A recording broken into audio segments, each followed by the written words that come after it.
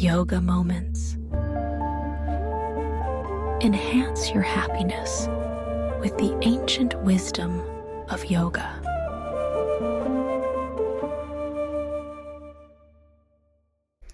Hello everybody, welcome back to Krishna's and mine podcast.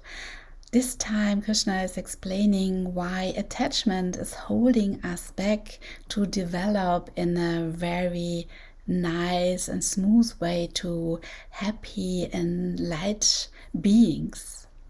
As well, it's important to reflect yourself without judgment, and this helps to develop yourself because every experience is part of your life, no matter if you selected to be a really dark experience or a really light experience. Every experience in your life is important because this is part of your life, and if you wouldn't have the experience, it wouldn't be you.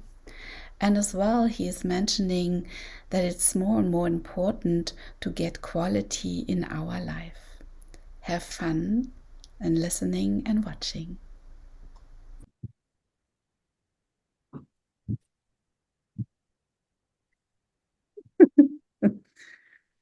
Hello, Krishna. Hello, namaste, namaskar, Felicitas. How are you? Fine, namaste. What does it mean, namaskar? Good morning? Namaskar, namaste is normally we use in India, very typical culture that we greetings. And namas means you are greet. Namas means you are greeting.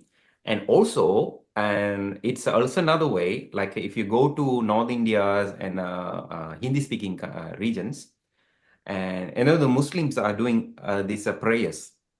When the Muslim do the prayers, and we call also that's namas. They do the namas. So in a way that namas is greetings to the divine within. I'm greetings you in me means that my pure consciousness, my divine consciousness, greeting your pure consciousness or pure divine. So that's why we use both hands in a way that we are bringing both side of the hemisphere, right, left hemisphere coming back together.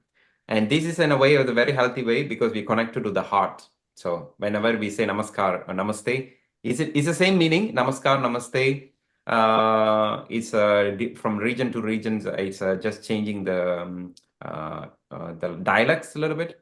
But for example, in my mother tongues, we use a completely different. In Tamil, we call it vanakkam, and it's totally different word. Vanakkam comparable to the namaskaram. Namaskaram, it's a common, and namaste is much more Hindi. So it's like greeting. It's like a hello. It's not just banal hello. One translation I can use that in South Germany. They used to say this Gruß Gott. Yes. Yeah. Yeah, I lived when in Munich in the morning. Whenever I walk in the street, everybody said Gruß Gott, and then you greeting the God, And these meaning are really close contact with the namaskar. So namaskar, namaste is like something like a Gruß Gott. I'm greeting the divine within yourself. So I can say that Gruß Gott like this, it will be great.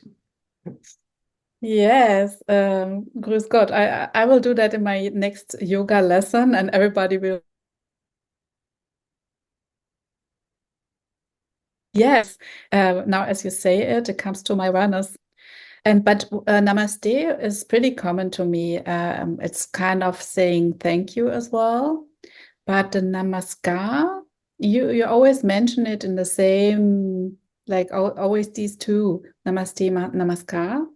And so I thought it's like kind of a greeting and the namaskar. What does this mean exactly? Can you repeat your question again?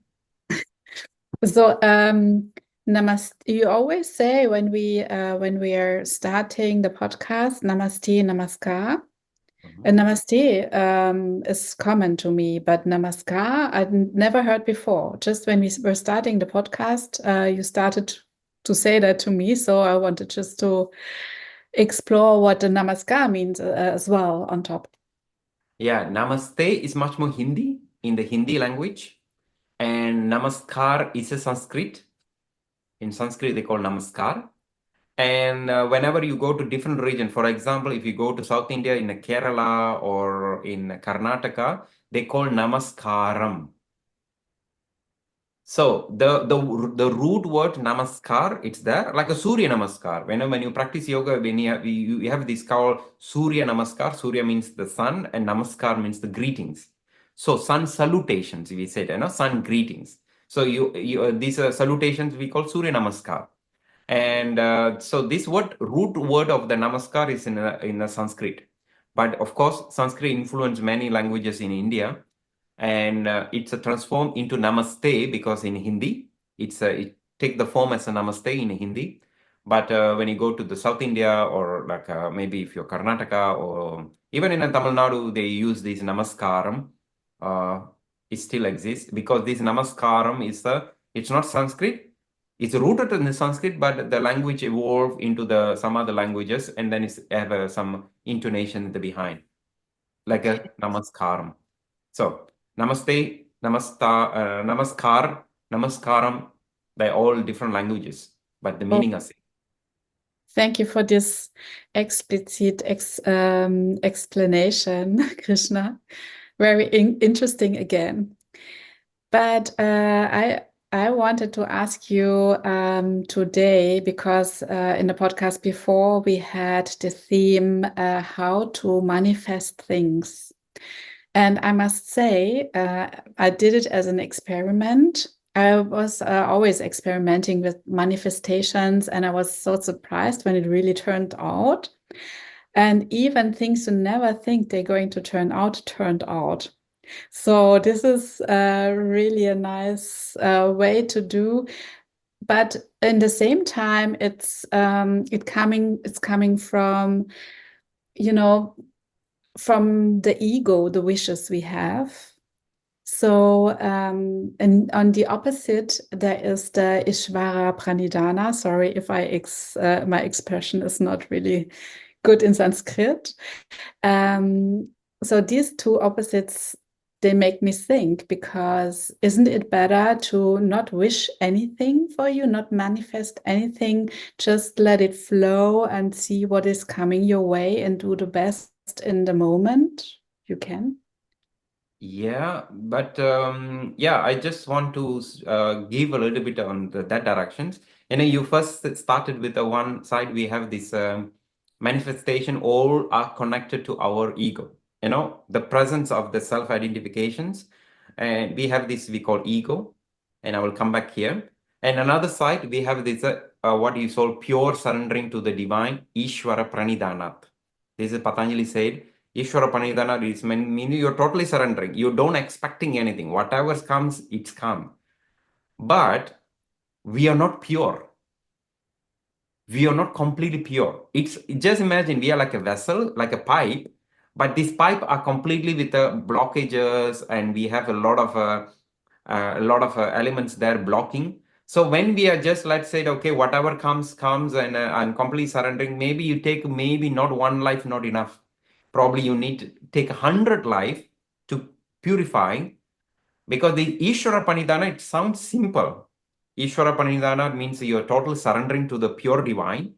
And then you open the heart, open the minds towards the divine. Whatever comes, whatever doesn't come, is okay. It's a great attitude. But at the same time, in a Tantra, we said we need to work on with our ego first, because we all have so strong identifications and we have desires. And this desire can be used as a tool to purify our body, to purify our emotions, to purify our mind. Once these all three, the self, the body, the emotion, and the mind, everything is purified. And then you come to this surrendering, Ishvara Pranidhana, it will be much more spontaneous and much more faster. The effect of the Ishvara Pranidhana, it will be much more heightened, rather than when you have impurities, so much impurities, and then you go to surrendering, and then you maybe doesn't realize what's really happening. Maybe with these impurities, you're opening your mind, opening your heart, you don't feel the sense of the pure divine, because these impurities there. What is impurities here? Impurities are connected to our desire. And that's why in yoga, we always start working with our desire. When we know how to work with our desire, we're not caught into desire. So we use, remember, desire as a tool. We use the desire to work on with ourselves, to make our emotions, to make our mind clear, purifying, and then you let the desire, let it go, and then you come back to the Ishvara Pranidhana, to open state of the mind. And then whatever comes and goes, you don't attach to it because you're already purified. You're much more clean right now. So whatever comes to your mind, your emotions, you don't attach to it. If you do immediately, let's say you have a lot of impurities in the body, and you want to open yourself, the impurities come, whatever comes to your mind or emotion, it's stuck. It cannot leave. It's like a sticky. We have a sticky mind and sticky emotions. We cannot let it go. We cannot also let it go mentally, emotionally. We have a very sticky minds. So first, we really need to work with our desire. So when we talk about the desire, in yoga, there are two ways to see the desire. Because desire are rooted into the identification. Who am I?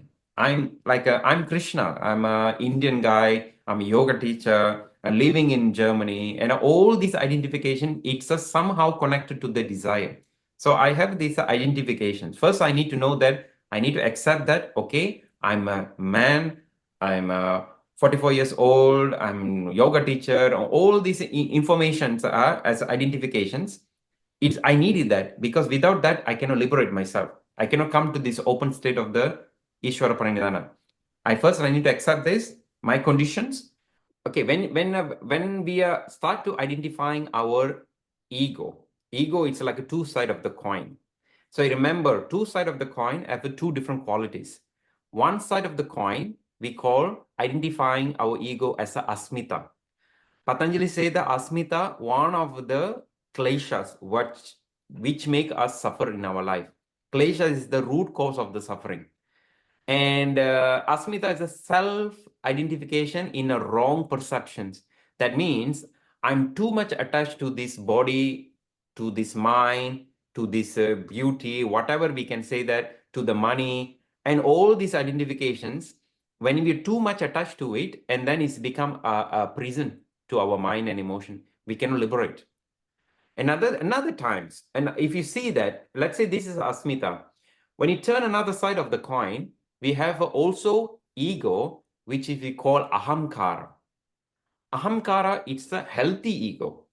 This ego, it's the unconditional ego. It's much more open. That means I need this body, I need this mind, I need this emotion to practice my sadhana. If you want to do yoga practice, if you want to do sadhana, you want to liberate yourself, you need to have this body. Without this body, nobody will liberate, There are nobody practice, nobody liberating, So for that liberating, you need some sort of a tool. This tool is myself, this body, this mind, these emotions. So I'm using this body, this mind, these emotions to practice, to practice, to practice, and then finally I'm liberating. In that concept, you don't clinging too much about whatever happening in your life. So in the practice, let's say when you do some sadhana, in the long term, when you see, throughout the practice, maybe a lot of experience comes. Some good experience comes, some unpleasant experience or bad experience comes, or some neutral experience comes. So if it's asmita there, the unhealthy ego, it try to analyze that. Yes, Krishna, this practice is not good for you. You need to skip this practice. Krishna, this practice is very, very amazing for you. You make you happy. Keep doing that again and again. This practice maybe when you're free, you can do it. This is Asmita always do, like analyze and making this kind of cognitions. But when you see the ahamkara don't label it. Ahamkara here means healthy ego. He accept everything as a part of the experience. Good experience, bad experience, neutral experience are all part of the progressions of the spiritual sadhana. That's why whenever we do practice, first we need to identify which identifications we are ruling. If we are ruling from the unhealthy ego, which we call asmita, then we cannot progress in our life, because asmita is like a sticky mind. The minds are very sticky, and then once you stick and you come caught, and then you can't liberate. It's too much. It takes longer time to liberate. Contrarily, if you open yourself, open your mind, open heart, okay, I'm fine. Okay, today is -1 degree outside. Is it, I still go out to walk? Yes, I will do. I will go my walk. I will take my gadgets, and I take my jackets, everything. I will go out to make a walk. Doesn't matter, it's -1 degrees or it's 30 degrees. I will still do my practice, even though it can be unpleasant outside. It's not about conditions. It's about the experience. Good experience, bad experience, neutral experience, everything's a pure experience. You see that as experience. The moment you step back and see that experience, you are cultivating some sort of like a vastness, and you become like a so big because you don't judge your experience. This is good experience. This is a bad experience. These are done by asmita. So once you are stabilizing your ego, from the healthy one, from the unhealthy one to the healthy one, once more and more you have a healthy ego, you can start practicing this surrendering, Ishvara Pranidhana. And then you can get all the qualities. You feel this surrendering is open up yourself. It's open up here, not only here, it's open up also here. You become very unconditional. Unconditional love comes, compassion comes. I wanted as well to say for everybody who is listening right now that because a lot of people think the ego is something which makes you big and makes you like feeling like a king or queen, but as well ego can be something which makes you small. And makes you like, Asmita tells you, you can't do that, like you explained already. So it's as well, the ego can make you very big and, you know, overthinking as well, and can make you feel small as well. So it's the both sides. It's not only ego makes you big. And I think in Germany, a lot of people think the ego is like the one who makes you big and strong. And I think as well, now I got it, when you need the focus of the desire to as well to have a goal. And you take the goal as like when you explain it with a car, you take the goal to go somewhere, but you always can be open for the things which come along the way, and maybe you want to go another way because it can lead you to an even better, a bigger goal you couldn't even think of. Absolutely. It's like exactly same like what I'm talking, because let's say I'm in Berlin. I said, okay, I'm going to take the car. I want to go to Munich. That is my goal. Go to Munich is my goal. And while I'm driving, I started discovering some beautiful of the landscape, and then I'm going and going completely. I just turn my path and then moving, because the asmita, our unhealthy ego, unhealthy ego will say, no, no, no, no, Krishna, you're going completely out of your path. You have to come back again because you're going to Munich. You have to reach Munich in 10 hours. We put really restrictions there that make us tight. Our minds get tight, our emotional get tight. When you make like a little bit open for the experience, and then you take, okay, I know I'm going towards the south, but on the way south, I'm taking a turn. Maybe I'm stopping, taking a cafe. I'm taking a coffee, and then I was talking something, and somebody there says, "Hi, there are another beautiful place you can go and visit here. It's amazing place." And then I go to that place. I meet maybe someone else there. I go to another place, and then I'm like that probably I'm not going to Munich. End of the journey, I might landed up in Barcelona, where the weather, climates, people, everything's different. I was expecting going to Munich to have this Germans, Bavarians culture and Bavarians people. But then when I reached the destinations, it's completely could be different. I'm in the Barcelona. It's close to the sea. People are much more relaxed, and it's sunny. It's warm, and this is how we need to approach into our sadhana. We are fixing the goal, but if you don't reach the goal, it's fine, because the true nature, our true nature, it will bring us to the where we need to go. So we don't need to worry so much. My father always said that don't worry so much. Just go, keep on going, keep on going, keep on going. You will reach your destination. If you decided to reach into the Barcelona, you will reach in the Barcelona. Or if your destiny is going to India, you will reach India. Instead of going to Munich, you will reach in India. For example, Varanasi. I don't know. Yeah, maybe. And you know, that's maybe as well really a German thing, to be really a little bit stiff or more focused and not that open and not that light. And it as well sticks in the bodies. That's why I think yoga is so good to, you know, practice yoga along with practicing with the mind. Ja, und I want to add one thing here, because I from many years teaching here in Germany, especially in the West, I realized it's good to have a motivations, it's good to have a desire, it's good to have a goals. These are very good ambitions. You should have this, because without goals, without motivation, we cannot move. Then you become like very passive. You don't move at all. These are another extreme people like that. They sleep all the day. They don't do anything. It's also not healthy. It's good to have a goals, good to have a motivation, but don't stick too tight to the goals and the motivation.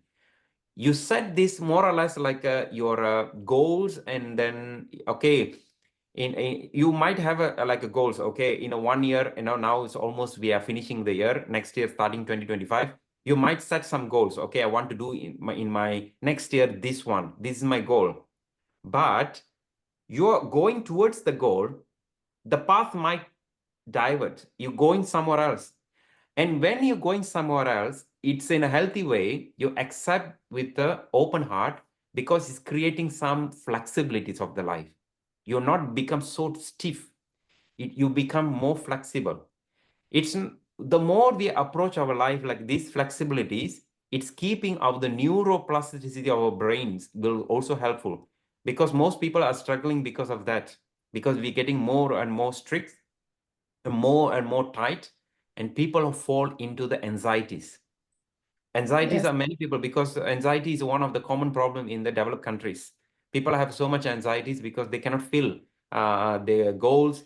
Okay, in 1 month I need to finish this, and then they cannot finish some task, and then they really suffer and they go to the depressions. And we need to creating a lot of flexibilities mentally and emotionally. If you set the goal, if you cannot reach that goal, it's fine, because you are done your duties. You are done all your path, your practices, whatever you want to do, you do it. Maybe you ended up in some other place. That means there's a reason why you ended up there. And from there, you can take another way to come back where your goals. Maybe your goals want to go, as I said, your goal want to go to Munich, but you didn't ended up in the Munich. Maybe you ended up in a Barcelona. That's great. You went even further. Yeah. it's not You want to easy. climb Alps, like maybe you want to go Mont Blanc in a South Europe. But the more and more climbing, you might realize one day, no, you reach Everest, one of the tallest mountain in the world. So it's like that. Unexpectedly, some surprise come. That only happens when you have flexibilities mentally, emotionally. In yoga, we have to apply that. Don't be so strict in the yoga practice. If you're sick, If you cannot do 10 posture, just do 2 posture. If it's okay for you to do the child pose, just do the child pose. If you can sit, just sit. You don't need to do all practices. If you're healthy, you can do it. If you're not healthy, just do little bit as much you can, because these keep your desire to run. Yeah. And I'm sorry, Germans. It's not only the Germans who are very stiff sometimes. It's maybe all around the world as well, because it's getting really like politics, and the planet Earth is ill as well. So the pressure is on, and it's even it's even more difficult to get into the ease as well. So it's even more important that we be aware of that, and if we feel the body really tight, that we try to get back into the ease through our praxis. And yeah, and I just wanted as well to mention you, Krishna, and what are your goals for the next year? And maybe you can tell something about your teacher trainings and the development of teacher trainings you see in the moment. Yeah. Great. Yeah, that's my goal for 2025 is, when I'm see how the yoga teachers are produced in the world, like in a mass production of the yoga teachers, but we are missing the qualities. It's not about like yoga, it's about the way we are approaching the life. It should be very genuinely, we need to approach. It's not all about knowledge, everybody can read from the books now. Social medias, and we have a YouTube channel. It's like so much information coming. It's like a tsunami of the information coming, but it's about producing a good teachers, because end of the day, all the yoga teachers going to help another human beings. It's like if we're producing doctors. Can you imagine we are producing like every year 1 million doctors, like a mass productions, and then when the patients going to see the doctors, and then they cannot treat well, then they always have the issues, because the doctors are not very well qualified. And I see in the same approach, like in the yoga communities, they have so much yoga teachers now, but remember, yoga teacher means it's a lifelong process. Once you becoming a yoga teacher, you finish some certification, that means you're not done. You need to keep on going. You need to learn, study. You have to go and go and go. And that's one of my goal, one of my little humble goal, what I want to offer to the communities here, in especially those living in Berlin and Germany. It's a 200 hours teacher training. It's about 10 months. And then another trainings, like a 300 hours teacher trainings. That's about 1 year approximately. So I used to teach like this whole together, like 500 hours. But now we are splitting these into the 200 and then 300 separately. So it's giving a little bit flexibilities for the people. They can do 200, they can take a break, and then they continue with the 300 in Berlin. So those are interested, feel free to sign up and look to my website, www.kumar-yoga.com, and you can look to the teacher training sections. And my goal, whenever I want to do teacher trainings, the group is limited to the 10 or 12 people, so that as a teacher, as a tutor, we want to make sure every person as a trainee give an importance to understand what they're doing, what they're learning. Because if as a tutor, I'm giving informations, and I don't care too much if they understand or not, it's fine. As long as I finish the training and then they get certificate, they can go and do whatever. But it's my task, make sure they are really learn properly. And then when you go to teach, they're really bringing the right yoga philosophy, yoga skills, and they're dealing with the humans. They're not dealing with the machines, they're dealing with the humans. Humans are very complex machine. Humans are not all the time same. So yoga teachers are dealing with the humans. They need to be really flexible. At the same time, they need to creating such a depth of the charismatic for qualities within themselves, because they're dealing with another humans. and other humans are very, very complex. And So everybody coming yeah, to the yoga teacher with different problems, or has sometimes you have classes like really young ones or really old ones who had injuries already, and you have to have a good basis to handle all that. Otherwise, you give advices which could be really bad yes, as that's true. well That's for the true. Because, people. as I said, whenever we're dealing with the humans can be any times, anywhere. They have a different circumstances. So when you come back as a yoga teacher, even you've done like 200 hours, you finish your training, and it's a very freshly, like a baby, the baby, very big baby of the yoga teacher. What I normally tell my trainees, I'm giving possibility to my training, come and teach some classes. Sometime I'm there, and they train together with me, and then they taking some of my classes. And this kind of a thing, as a tutor, I see how they grow. And it's like, mother are holding the baby until they reach one moment, and then they can fly. Okay, you can independently now go and teach. But let's say you have 100 trainees. I can do this. I cannot, if I have 100 trainees, I cannot observe all 100 trainees. It's impossible. So that's why my scale to creating this highly qualified yoga teachers, we make this a group small, like 10 people or 12 people, so that I, as a tutor, I can observe everybody, and then the progress of the teacher are very important, like the bringing the child to grow. Yes, and as well, you when you're doing yoga and the asanas, and then you're really opening up yourself and the other people, and then maybe you have problems on your own, psychological problems probably, and then you bring it out to the people without even knowing it. This can happen as well. So please get small classes, and of course the best class with Krishna if you like to do yoga. So everybody's doing a little bit of advertisement in their podcast. So that's a big one for Krishna. A very, very good teacher from the heart and from the knowledge, as you all can experience here in the podcast.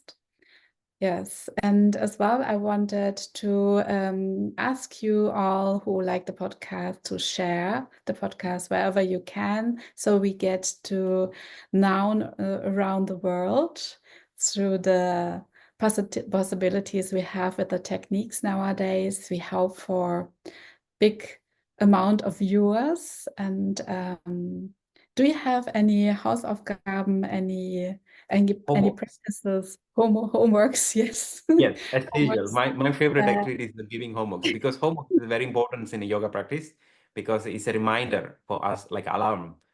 So for today's, what I were talking about, this asmita, especially this unhealthy ego, and which are connected to our desire. I want, as a little homeworks, you observe in every actions you're doing in your life, either you're doing with fall into your ego, unhealthy ego, asmita, which is make you feel small, or these particular actions you're doing, you make you feel free and open. When you feel free and open, that means you are much more into this healthy ego, ahamkara. And as a little homework, see which side of the coin you are dealing in your daily life. 99% you're dealing with your unhealthy ego, and maybe 1% of the time of the day you're dealing with a healthy ego. It's fine. Just more you recognize, you can extending these qualities within your life. So just simply observe and see clearly what state of the mind, state of the emotions, and the state of the body done by your ego. Thank I you. hope you understand the homeworks. Yes, definitely. So if anybody does not understand the whole thing we were talking about, so listen and listen all over Probably we are, yeah, again until we you are again. understand, Yes, maybe if you like. yes. Sometimes I need to, in the beginnings, I needed to listen to the teachers more over and over again because I didn't get it. And then there was one moment I was like, okay, that was he was talking about. but I think your examples are really basement examples in our lives. So I hope everybody can understand. And thank you a lot, Krishna, for your time and your teachings and for our experiments, Yoga Thank Moment you. podcast. Yeah, thank you, Felicitas, and thank you very much for watching this video. And we are trying to make this video possible, as maybe it's sometimes delays, and of course, we don't do in a way like a profiting something. We are doing this for well-being for everybody. And so, of course, whenever we have a times, we are trying to make more and more podcast will come. And whenever you listen to this podcast, please subscribe us. Please contact and visiting our websites. Felicitas have a own website, and she can share about that. And if you are interested to taking some online classes or my teacher training information, everything in my websites. And this is how we are supporting the teachers, so that there's a small community teachers and the group can be helped. It's like a win-win situations. This is how we should sustain the world right now. So thanks again for these beautiful opportunities. Keep practicing and stay happy. Yoga Moments. Enhance your happiness with the ancient wisdom of yoga.